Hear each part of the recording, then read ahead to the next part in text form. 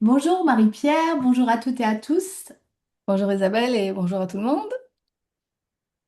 Donc, le sujet d'aujourd'hui. Je vais donner un secret, ok? Les deux premiers épisodes, c'est moi qui avais choisi les sujets. Et les deux épisodes d'après, donc celui-là, c'est le deuxième, c'est toi qui as choisi les sujets. Et je trouve que c'est cool parce que pour l'instant, on en enregistre deux à la fois. Euh, Ça nous permet d'avoir, on le fait la fin de semaine, parce que c'est là où on a l'horaire entre la France et le Québec qui est le plus facile à partager. Et du coup, ça nous permet de ne pas faire des épisodes à chaque fin de semaine. Donc, je trouve ça c'est bien quand on choisit chacune les sujets. Et donc là, le sujet que tu nous proposes et que j'aime beaucoup, beaucoup, beaucoup, c'est quand la relation nous pique. C'est-à-dire lorsque on est avec quelqu'un, que ce soit dans le couple, que ce soit, ça peut être amical, mais dans les affaires, et que là, on a l'impression qu'on est face à quelqu'un qui a le don de pitonner là où ça nous déclenche des émotions. C'est ça. Donc, moi, ça me fait sourire parce que je me suis souvent vue déclencher des émotions chez certaines personnes et je me suis souvent vue être face à des personnes qui avaient le don, que ce soit dans mon milieu, surtout amical, pas trop, mais plus familial et professionnel, qui avaient le don de me faire des déclenchements émotionnels, ou même je me disais, mais on va jamais y arriver. Et c'est quoi que tu as envie de dire là-dessus, Isabelle? Ouais, alors le mot déclencheur, j'aime beaucoup parce que tu sais, il y a ce côté de trigger en fait qui nous tend, tu sais, qui nous tend, qui nous.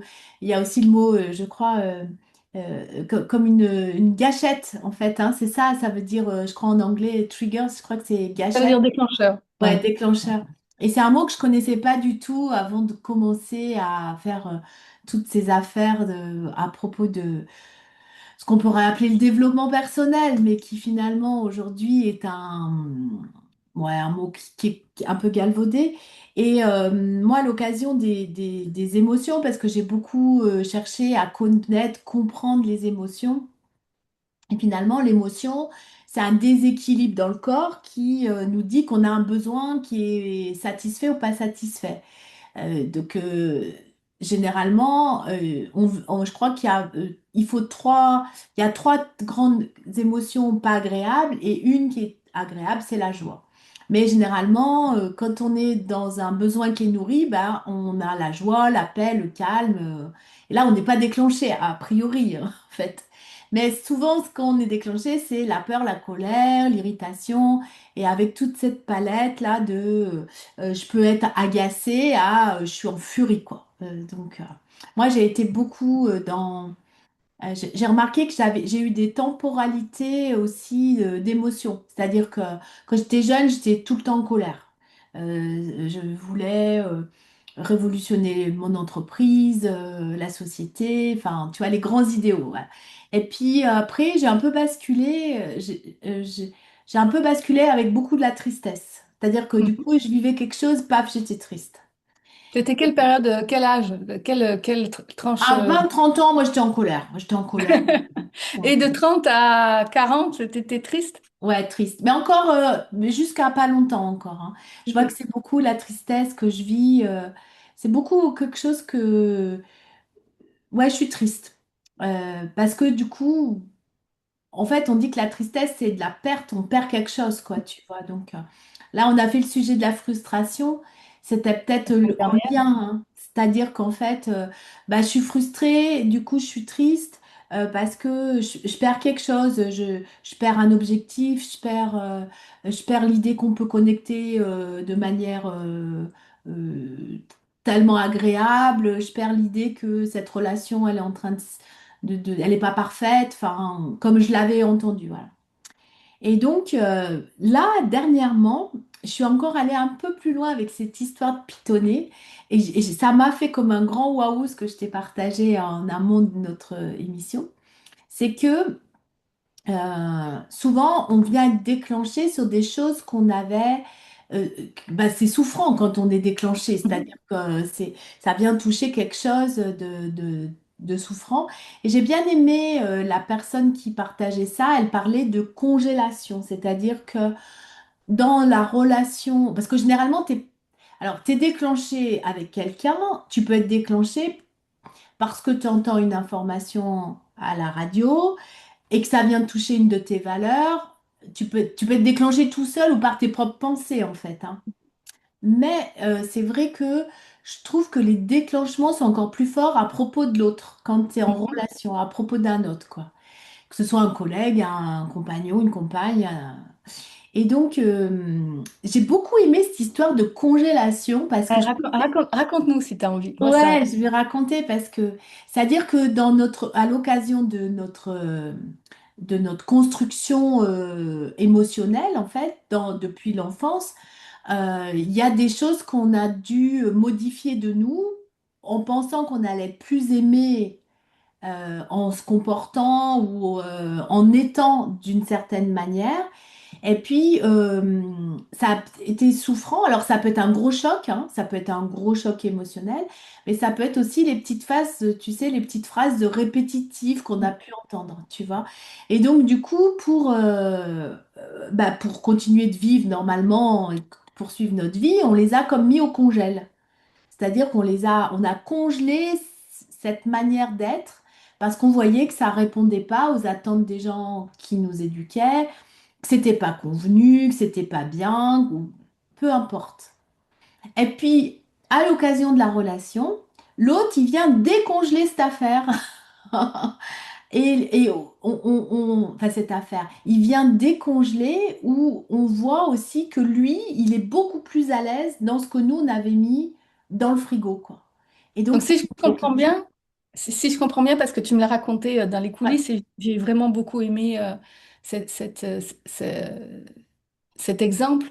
Si je comprends bien, on va, que ce soit dans notre couple, mais également professionnellement, il y a comme une sorte inconscient d'attirance envers des partenaires professionnels ou des partenaires de vie, et à chaque fois c'est réciproque, où on va se décongeler les choses mutuellement. C'est ça que ça veut dire? c'est ça. Et souvent, on s'attire parce qu'on trouve chez l'autre que il a ce qui nous manque, tu vois. Mhm. Et donc, par exemple, moi, je vais parler d'un exemple personnel qui va pas engager notre histoire de couple, tu vois. Moi, je suis pas quelqu'un de très structuré. Je suis un peu, voilà, j'aime faire plein de choses, diversifier. D'ailleurs, on m'a dit la dernière fois à l'occasion d'une analyse des archétypes que j'étais extravagante. Mais ça part d'un centre et ça fait comme ça, quoi. Et j'ai un compagnon qui, lui, est très structuré. Et donc, euh, finalement, je le sentais qu'il était très structuré. Et moi, comme je manque de structure à l'intérieur de moi, enfin, je veux dire, je suis tombée en amour pour un de ces critères-là. Mais inconsciemment, tu vois. Et lui, peut-être pour mon côté folasse, explosif, voilà. Donc, ça, c'est quand on rentre en relation, les hormones agissant et tout, donc voilà, super. Sauf qu'après, passer ce temps, dans le couple, hein, j'entends, mais ça peut être pareil professionnel, ce pourquoi moi je l'ai trouvé extraordinaire m'agace, et lui, la même chose. Parce que finalement, j'ai entendu, fais pas ta folle, sois bien propre sur toi, bien, tu vois. Donc, moi j'ai congelé ce truc de structure, et donc j'admire chez lui le fait. Quand tu étais enfant. Voilà, c'est ça. Et j'admire chez lui le fait qu'il soit structuré. Mais à l'occasion de la relation, d'un coup, ça me stresse, quoi. C'est trop, trop structuré parce que j'ai le grand désir qu'en fait, je voudrais atteindre cette structure-là, tu vois. Et puis qu'on m'a dit, de toute façon, t'es pas structuré, tu vois, j'en ai fait ma personnalité.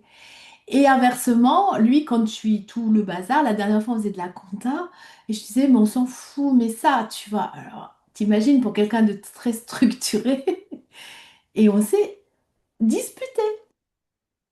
Et puis moi, je rigolais en plus. Donc là, comme je rigolais à propos d'un sujet sérieux, oh, je l'ai vraiment pitonné grave.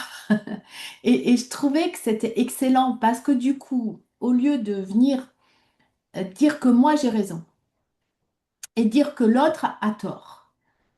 Alors qu'en fait, il s'agit de la même chose et qu'on grandit ensemble en voyant que l'un l'autre, on est en train de s'agacer, ou même si moi je m'agace toute seule, à l'occasion de quelque chose que je peux entendre, et que je vois, mais je vis une émotion, c'est que j'ai un besoin qui n'est pas satisfait.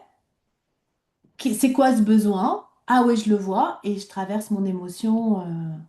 Tout simplement. Et en plus, après, je peux venir débriefer à la personne plutôt que d'essayer de... Parce que là, de toute façon, en s'activant dans la dispute, par exemple, tu vas rien régler du tout parce que là, les systèmes nerveux, ils sont au max de ce qu'ils peuvent faire. Et c'est plutôt chacun à l'intérieur de soi de retomber dans justement cette homéostasie et cet amour de soi et dire, ah bah c'est juste ça. Et puis après, tu viens en parler à l'autre, quoi. Si tu peux. Tu vois, et de demander si tu peux.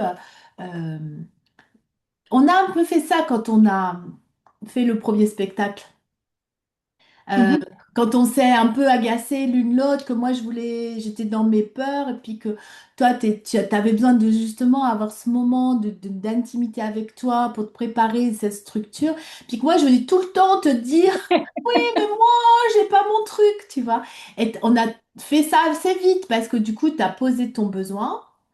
Et puis, t'as posé le cadre, puis j'ai dit OK, et puis c'était passé, quoi. Oui, on a eu beaucoup de chance parce que là, j'étais très contente de moi parce que je l'ai vu. Mais il y a des fois où j'ai vécu, et même encore maintenant, où je le vois pas. Et j'ai remercié la vie quand ça nous est arrivé dans les coulisses du spectacle de l'avoir vu parce que ça nous a permis de justement accueillir très rapidement. Et comme toi aussi, t'es quelqu'un de très ouvert et plein d'amour, ça a été vite, mais il aurait suffi que tu te sois vexé ou il aurait suffi que je le vois pas pour que ça parte en cacahuète, quoi.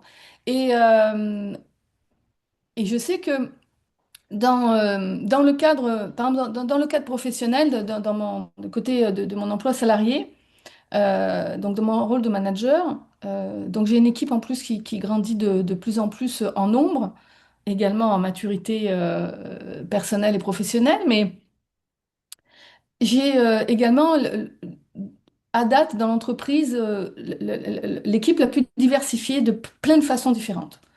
Euh, et donc, ça veut dire que dans mon inconscient professionnel, euh, j'ai certes construit une équipe qui va bien ensemble, mais aussi où j'ai à chaque fois l'impression de me revoir.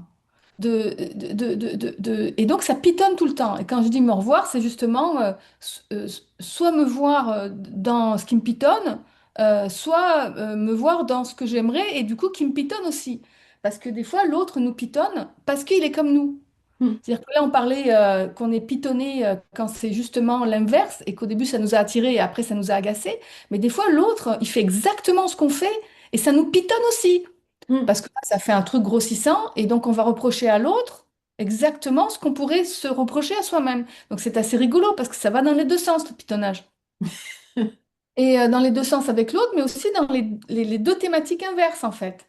On peut aussi, dans ton cas, en tout cas dans le mien, je peux aussi être pitonné quand l'autre est introverti, quoi. Parce que je sais que beaucoup de gens pensent que je ne le suis pas quand j'ai, comme là, où je parle, etc. Mais en réalité, même si j'ai un petit côté extraverti que j'ai développé, mais j'ai appris à le développer. Mais sinon, je suis à la base nulle en relations sociales grandes. Et quand on me connaît, puis tu m'as vu chez vous, je vais pouvoir avoir une verve comme ça qui va partir jusqu'à ce que je dise c'est bon, j'ai fini. Et ça peut durer de 10 minutes, 15 minutes à 1 heure, mais après, il n'y a plus rien, quoi. J'ai besoin d'être seule, j'ai besoin d'être dans ma bulle, j'ai besoin de... Parce que je suis profondément introvertie dans ce câblage énergétique. Mais il y a des fois, quand je vais tomber avec une personne comme ça va aussi m'agacer, quoi. Parce qu'à ce moment-là, je ne sais pas ce que l'autre pense, je ne sais pas ce que l'autre ressent, je ne sais pas si j'ai fait quelque chose de mal. Bref, tout ce que je peux faire, travailler chez l'autre. Euh, et c'est là où ça va me pitonner aussi, quoi.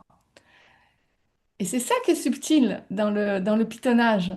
C'est que ça peut correspondre à un besoin que l'on n'a pas euh, nourri, mais ça peut aussi correspondre à quelque chose que l'on n'aime pas entièrement chez nous parce qu'on a l'impression qu'il est trop ou pas assez.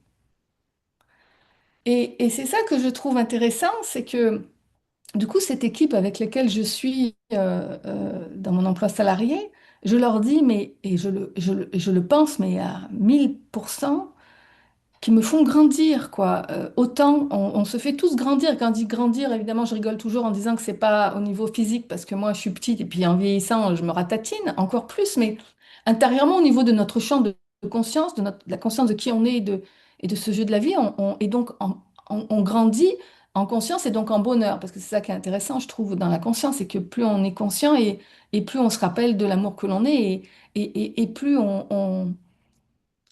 plus on joue, quoi, et plus c'est joyeux. Ça n'empêche pas les sentiments qui peuvent passer et qui peuvent de la tristesse, etc. Mais c'est là que tu te dis, waouh. Et là, professionnellement, tu te dis, ok, mais je fais comment? Puisque actuellement, dans le monde professionnel en général, c'est, c'est pas le genre de discussion que tu peux avoir. En tout cas, c'est ce que je pensais. C'est ce que je pensais, mais en fin de compte, on peut les avoir. On peut avoir ce genre de discussion, même dans une entreprise corporative.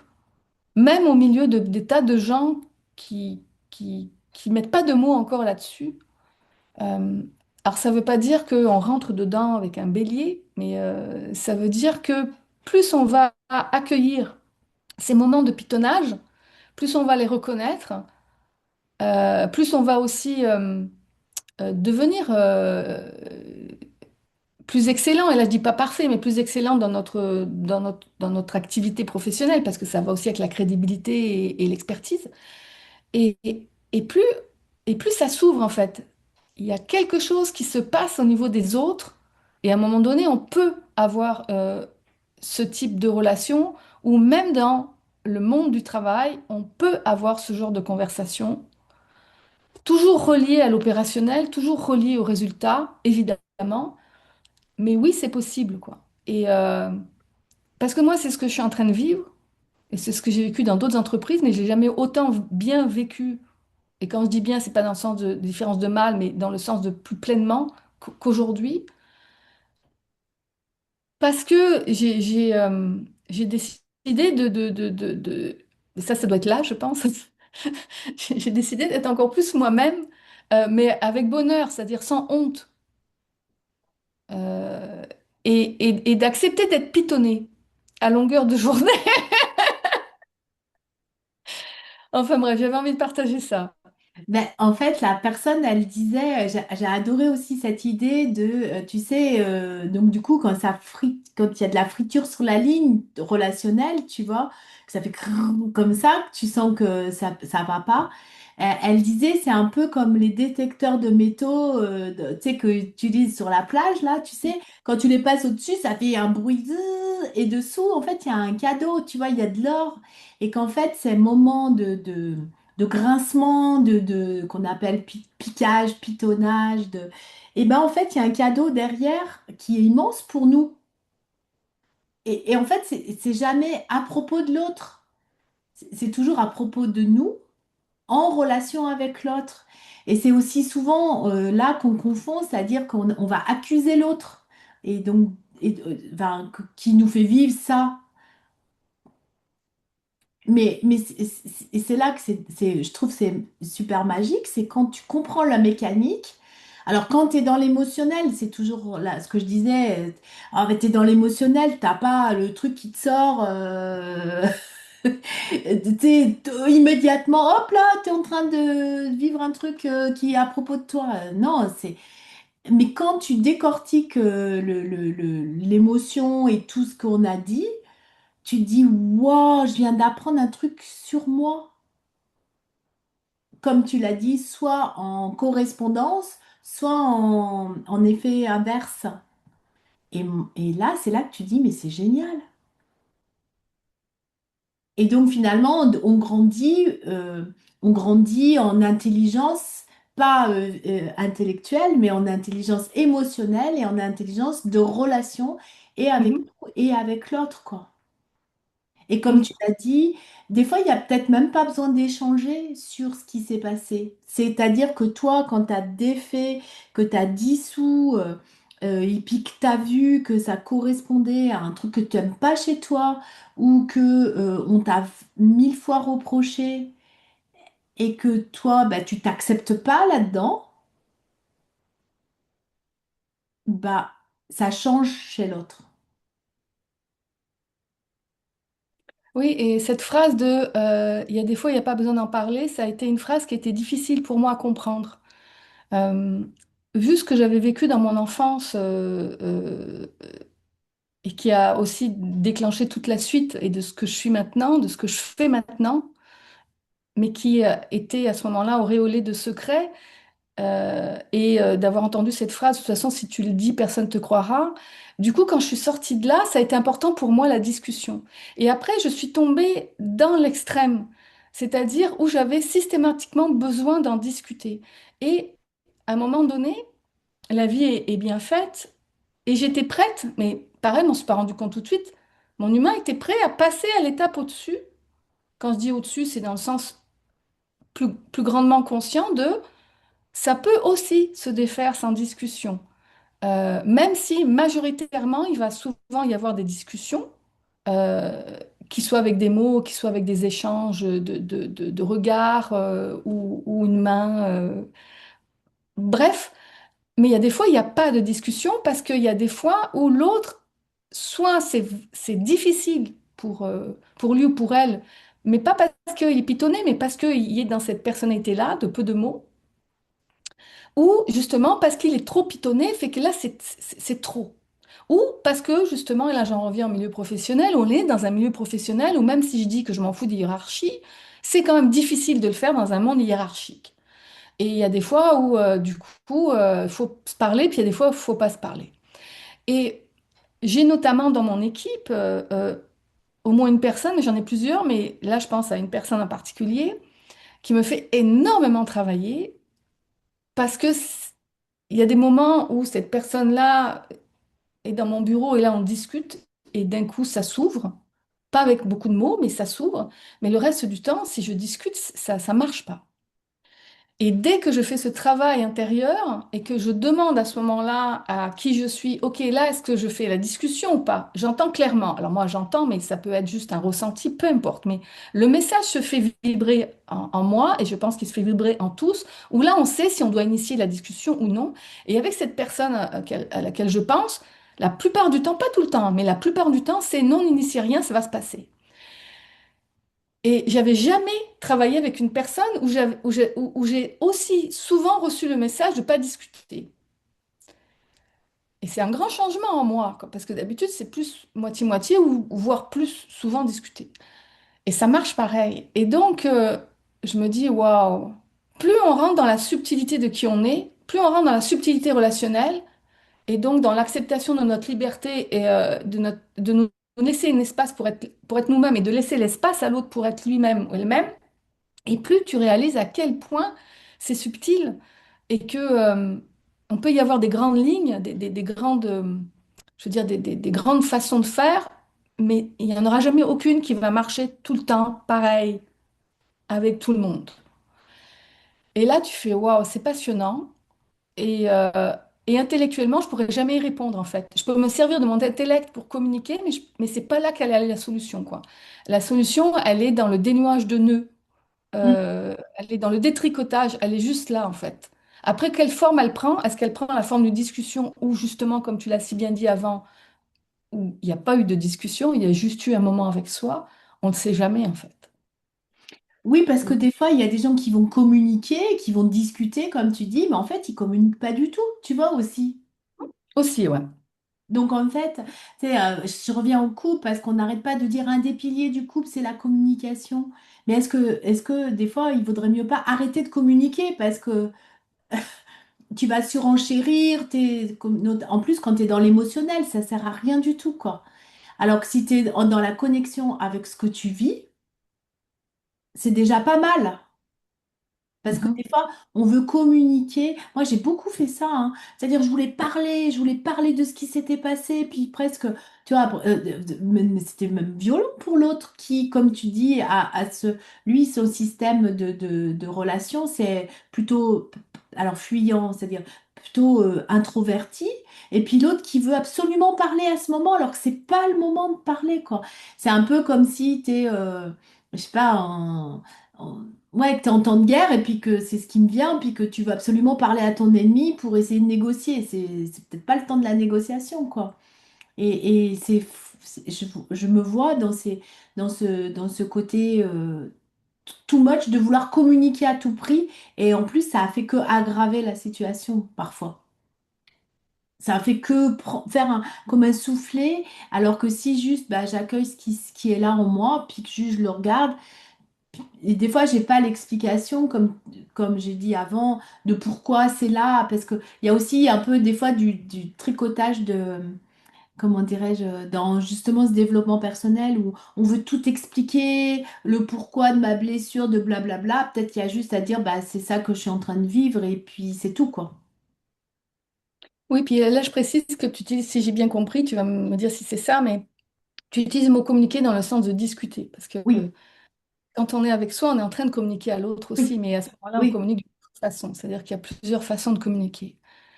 Et là, au niveau du temps, on en est où? Parce que c'est toi qui vois le temps. Moi, je le Trente vois pas. trente on est à bientôt 30. On est bientôt. 27. Ouais. Fait que, pour le mot de la fin, euh, c'est quoi que tu nous proposes par rapport à ce sujet?